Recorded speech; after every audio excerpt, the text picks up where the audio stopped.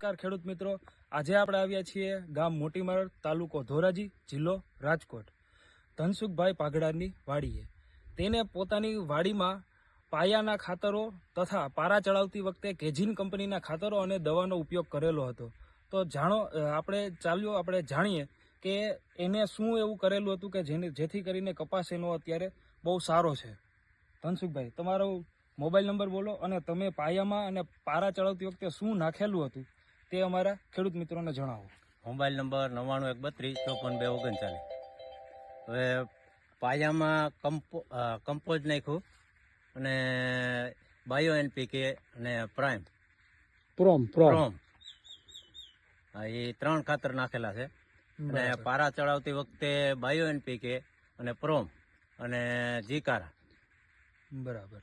તો તમને જે પાયામાં કમ્પોસ્ટ ખાતર અને બાયો એનપીકે નાખ્યું હતું તેનું રિઝલ્ટ તમને કેવું લાગ્યું હતું? રિઝલ્ટ સારામાં સારું. પ્લસ જો અત્યાર સુધી તમે રાસાયણિક ખાતરો વાપરતા હતા એ અત્યારે તમે બિલકુલ નાખેલા નથી. રાસાયણિક ખાતર નાખેલ જ નથી. બરાબર છે. તો એની સરખામણીએ આપણે બાયો એનપીકે ને કમ્પોસ્ટ નાખીએ તો ચાલે ખરા? હા, હાલે.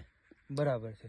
પછી તમે જે પારા ચડાવતી વખતે બાયો એનપીકે અને પ્રોમ નાખ્યું હતું તો પ્રોમનું રિઝલ્ટ તમને કેવું? પ્લસ એના ભેગું ઝીંકારાય નાખ્યું હતું તો પ્રોમ અને ઝીંકારાનું રિઝલ્ટ તમને કેવું મળ્યું? બહુ સારામાં સારું. બરાબર છે. તો અત્યારે બીજાની વાડીની સરખામણીએ તમારો કપાસ જે છે એમાં તમે શું કહેવા માંગો છો? બીજાનો કપાસ કરતા આનો રિઝલ્ટ સારામાં સારું છે. બરાબર છે. હજી તમારે કપાસ કેટલોક ટાઈમ ઉભો રહેવાનો છે? કપાસ તો હજી જાજો ટાઈમ ઉભો રહે ને. બરાબર. તો તમે ગયા વર્ષે કે આગળના વર્ષોમાં જે કપાસ કરતા એ સરખામણીમાં આ વર્ષનો કપાસમાં તમને શું લાગે? ઉત્પાદન વધશે? કેવું લાગશે?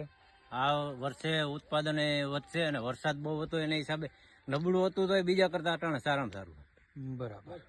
તો જોયું ખેડૂત મિત્રો, કેજીન લાઈફટેક કંપનીના ખાતરો અને દવાઓ વાપરવાથી ધનસુખભાઈને આટલો ફાયદો થયો છે. ધન્યવાદ.